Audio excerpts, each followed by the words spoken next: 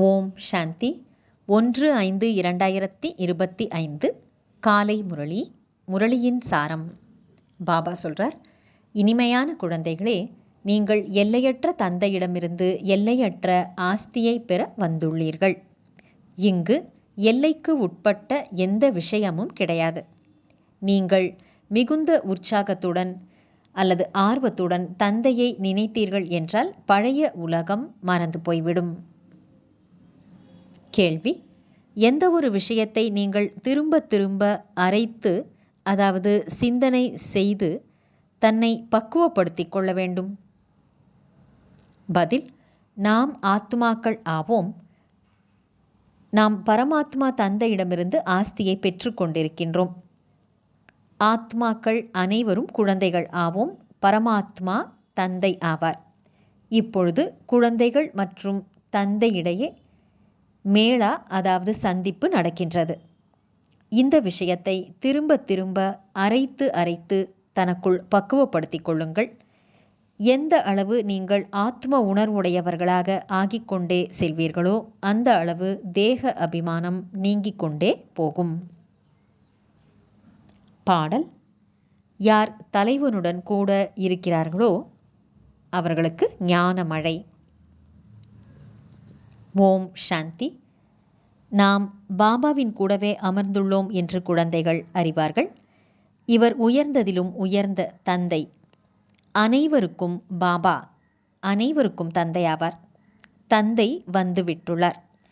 தந்தையிடமிருந்து என்ன கிடைக்கிறது என்ற கேள்வியே எழுவதில்லை.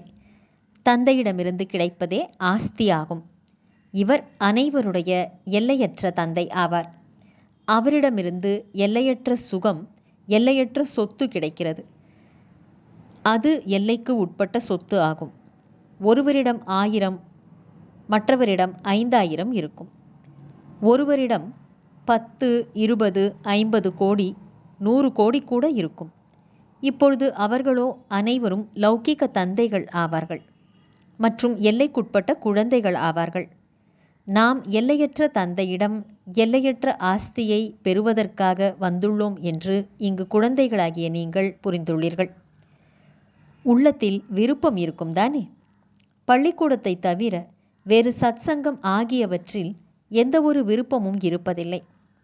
அமைதி வேண்டும் என்று சொல்வார்கள். அதுவோ கிடைக்க முடியாது.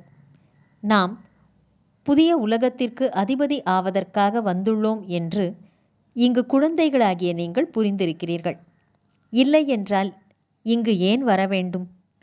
குழந்தைகள் எவ்வளவு விருத்தியடைந்து கொண்டே போகிறார்கள். பாபா, நாங்களோ உலகிற்கு அதிபதியாக வந்துள்ளோம்.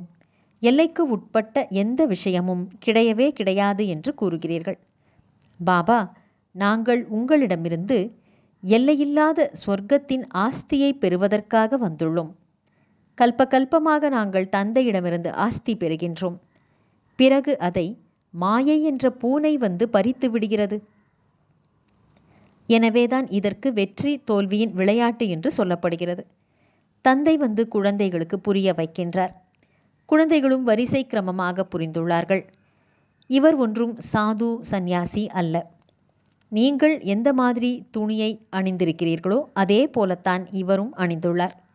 இவரோ பாபா ஆவார் அல்லவா? நீங்கள் யாரிடம் செல்கிறீர்கள் என்று உங்களை யாராவது கேட்டார்கள் என்றால், நாங்கள் பாப்தாதாவிடம் செல்கிறோம் என்று கூறுவீர்கள். இதுவோ ஒரு குடும்பமாகும். எதற்கு செல்கிறீர்கள், என்ன பெறுவதற்காக செல்கிறீர்கள் என்று வேறு யாராலும் புரிந்து கொள்ள முடியாது.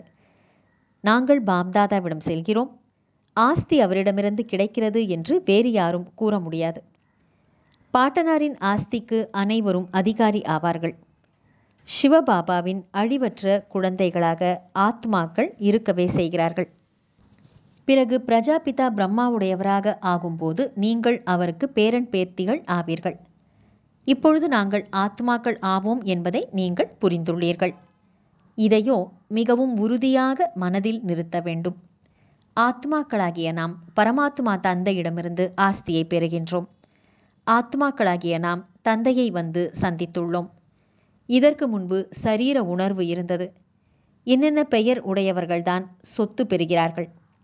இப்பொழுதோ ஆத்மாக்கள் பரமாத்மாவிடமிருந்து ஆஸ்தியை பெறுகிறார்கள்.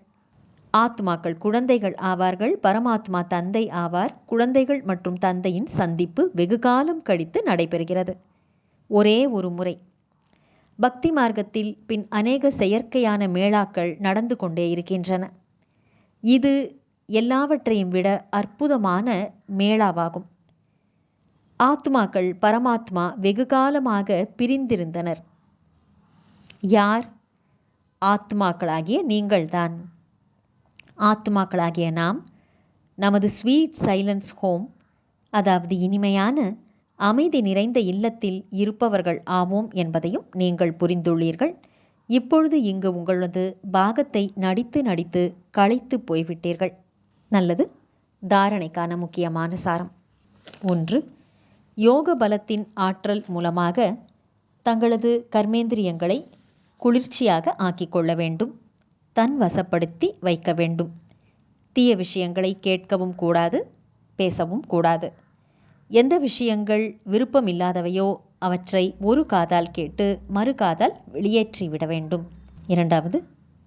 தந்தையிடமிருந்து முழு ஆஸ்தியை பெறுவதற்காக சுய தரிசன சக்கரதாரி ஆக வேண்டும். தூய்மையாக ஆகி தனக்கு சமமாக ஆக்கும் சேவை செய்ய வேண்டும். வரதானம். முரளி என்ற இசைக்கருவியின் மூலம் மாயையை சமர்ப்பணம் செய்ய வைக்கக்கூடிய முரளிதரர் ஆகுக. விளக்கம். நீங்கள் நிறைய முரளிகளை கேட்டுள்ளீர்கள். இப்பொழுது அப்படி ஒரு முரளிதரராக ஆகுங்கள்.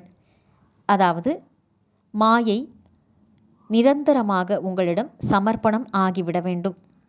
முரளி என்ற இசைக்கருவியை சதா நீங்கள் வாசித்து வந்தீர்கள் என்றால் சதா காலத்திற்கும், அதாவது நிரந்தரமாக மாயை உங்களிடம் சமர்ப்பணம் ஆகிவிடும்.